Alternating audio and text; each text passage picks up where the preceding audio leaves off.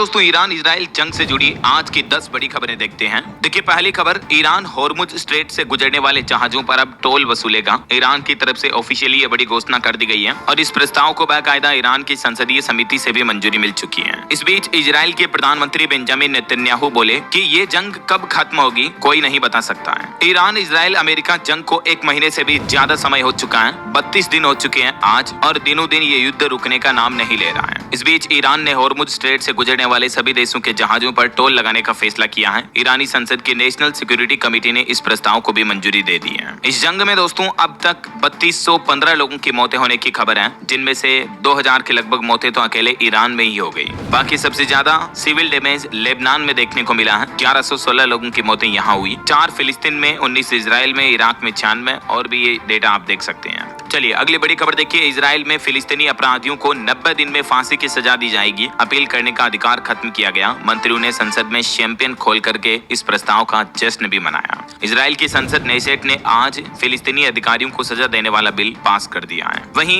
एक बड़ी चौंकाने वाली अमेरिकी रिपोर्ट में खुलासा सामने आ रहा कि पाकिस्तान में अब भी 15 बड़े आतंकी संगठन एक्टिव हैं और ये संगठन ज्यादातर भारत के खिलाफ काम कर रहे हैं, और ये रिपोर्ट जारी की गई अमेरिका द्वारा। देखिए मतलब पाकिस्तान किस तरह से आतंकियों को पनाह दे रहा है। 15 बड़े आतंकवादी संगठन, बड़े टेररिज्म नेटवर्क एक्टिव हैं। इनमें से कई आतंकी संगठन भारत को निशाना बनाने के लिए काम कर रहे हैं, जैसे लश्कर-ए-तैयबा, जैश-ए-मोहम्मद और हिजबुल मुजाहिदीन जैसे संगठनों का ध्यान खास तौर पर भारत और जम्मू कश्मीर पर है। ये 15 संगठनों की लिस्ट भी जारी की है अमेरिकी रिपोर्ट्स में। अमेरिका की कांग्रेस की रिसर्च सर्विस CRS की ये रिपोर्ट सामने आ रही है। अच्छा, वहीं महंगाई पर बड़ी खबर आ रही दोस्तों कि कल से महंगे हो जाएंगे हमारे देश में भी ब्रेड, बिस्किट, जूते, चप्पल, रोजमर्रा की कई सारी चीजों में 25% तक की बढ़ोतरी की संभावना है। 30 रुपए का जो ब्रेड का पैकेट आता है वो अब आपको अप्रैल से ही 35 रुपए में मिलेगा। वजह क्या? जो अमेरिका, ईरान, इजराइल इन देशों के बीच जो जंग चल रही है, इस युद्ध का असर अब आम आदमी की जेब पर पड़ने लगा, क्योंकि कच्चे तेल की कीमत बढ़ने की वजह से कई सारे पेट्रोकेमिकल से जुड़े बाय प्रोडक्ट्स महंगे हुए हैं। सप्लाई चेन बाधित हो रही है, इस वजह से रॉ मटेरियल की कमी है। तो 1 अप्रैल से ही दैनिक इस्तेमाल की कई चीजों के दाम बढ़ जाएंगे। Madhya Pradesh association of industries के मुताबिक कीमतों में 20 से 25% तक की बढ़ोतरी होगी, जिसमें ब्रेड, बिस्किट, जूते, चप्पल, प्लास्टिक की रोजमर्रा के उत्पाद हो गए समेत अन्य वस्तुएं महंगी होगी, और कंपनियां नए रेट भी लागू करेगी। जैसे बिस्किट 5-6 रुपए महंगे हो जाएंगे, ब्रेड 30 से 35 रुपए में मिलेंगे अब आपको, चप्पल 100 से 120 रुपए में, और 1 किलो सर्फ जो कपड़े धोने का डिटर्जेंट आता है वो भी 15 से 20 रुपए महंगा होगा। ये कुछ रोजमर्रा के सामानों की लिस्ट आप देख सकते हैं, पहले के रेट क्या थे इनके और नए रेट क्या होंगे। कई एक्सपर्ट्स का ये मानना है कि यदि ये युद्ध रुक भी जाता है तब भी सप्लाई चेन को सामान्य होने और कीमतों को स्थिरता में आने में अब 6 से 12 महीने का समय लग सकता है। तो 1 अप्रैल से कई सारी महंगाई का सामना भी आपको करना पड़ेगा। क्या आप अगली बड़ी खबर, बढ़ती महंगाई के बीच अब भारत सरकार भी नया प्लान कर रही है कि अंगोला से LPG गैस खरीदने की तैयारी में है भारतीय कंपनियां। जहाजों को होर्मुज रूट से नहीं गुजरना पड़ेगा, खाड़ी देशों पर निर्भरता कम करने की प्लानिंग की जा रही है। तो अंगोला से इस रूट पर होते हुए जहाज अब भारत में LPG लेकर आएंगे, तो इससे होर्मुज रूट का बाधित होने का असर नहीं पड़ेगा। ये केंद्र सरकार का नया प्लान है।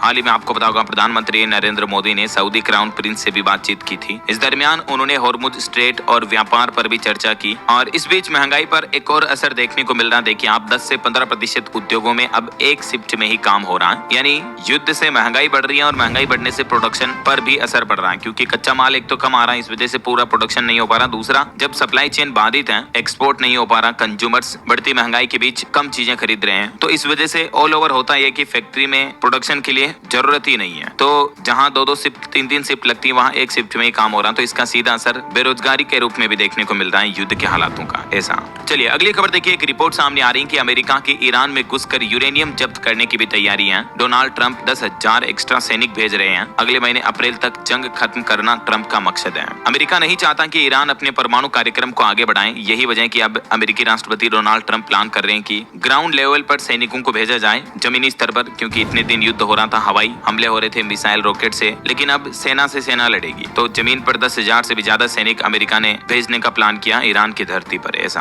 और बड़ी खबर देखिए, अमेरिकी हमलों में दिल्ली आने वाला एक ईरानी विमान भी क्षतिग्रस्त हो गया। ये मशहद एयरपोर्ट पर खड़ा था। ये विमान भारत आकर यहाँ से राहत सामग्री वापस ईरान लेकर जाने वाला था, लेकिन उससे पहले ही अमेरिका ने इस विमान को मिसाइल से उड़ा दिया। तो भारत आने वाले ईरानी विमान पर अमेरिका के इस हमले की तेहरान ने भी कड़ी निंदा की, कहा कि मानवीय मिशन बाधित हुआ है। चलिए अगली बड़ी खबर देखिए दोस्तों, डोनाल्ड ट्रंप के नाम पर होगा फ्लोरिडा एयरपोर्ट का नाम। ये उनके घर के नजदीक ही एयरपोर्ट है, हवाई अड्डा। पहले राष्ट्रपति ये होंगे अमेरिका के जिनके कार्यकाल में एयरपोर्ट का नाम बदला जा रहा है। अमेरिका में फ्लोरिडा के पाम बीच इंटरनेशनल एयरपोर्ट का नाम बदलकर अब राष्ट्रपति ट्रंप के नाम पर रखने का फैसला किया गया है। इसका नाम अब रखा जाएगा president Donald J Trump international airport किया जा रहा है इसे। फ्लोरिडा सरकार के फैसले के बाद अब इस नाम को लागू करने के लिए फेडरल एविएशन एडमिनिस्ट्रेशन FAA को औपचारिक प्रस्ताव भेजा जाएगा। उसके बाद flight chart, navigation system, airport signage वगैरह में बदलाव किया जाएगा। मतलब ट्रंप सीधा सीधा सत्ता में होने का गलत फायदा उठा रहे हैं और तानाशाही की तरह व्यवहार कर रहे हैं वो। अभी कुछ ही दिन पहले रिपोर्ट सामने आई थी, मैंने आपको बताया था कि अमेरिकी डॉलर पर भी, करेंसी पर भी डोनाल्ड ट्रंप अपना सिग्नेचर जोड़ने जा रहे हैं। 165 साल बाद अमेरिकी करेंसी में भी ये बड़ा बदलाव किया जाएगा। 24 कैरेट गोल्ड कॉइन पर भी उनकी फोटो होगी। मतलब इसे तानाशाही नहीं कहेंगे तो फिर क्या कहेंगे, आप ही बताइए जरा।